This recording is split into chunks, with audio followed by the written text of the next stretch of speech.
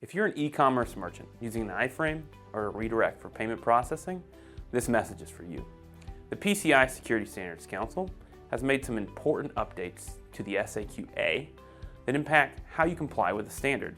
These changes simplify compliance, but there's a critical new requirement you need to be aware of.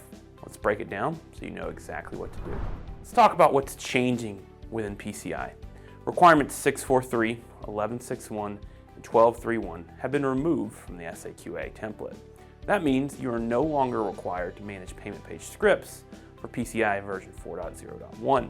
A new version of the SAQ has been released, with the prior version set to be deprecated at the end of March of this year. Even though the prior version is good until the end of March, merchants are able to utilize the new version now. But here's the big change. A new eligibility requirement has been introduced.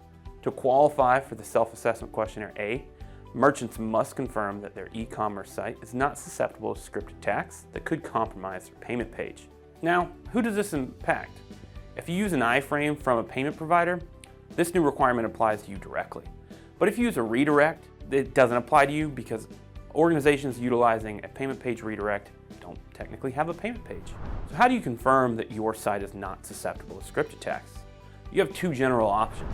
Number one, implement security measures like those in requirements 643 and 1161 yourself, or work with a third party to do so.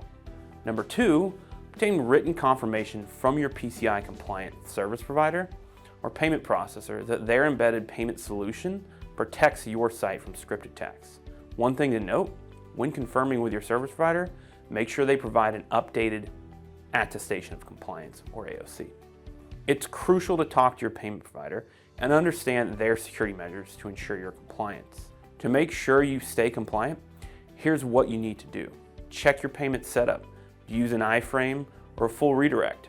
If you use an iframe, reach out to your payment provider for confirmation that they're protecting the scripts you're using. Document this confirmation and ensure it aligns with SAQ-A requirements, and work with your QSA to verify your SAQ-A eligibility status.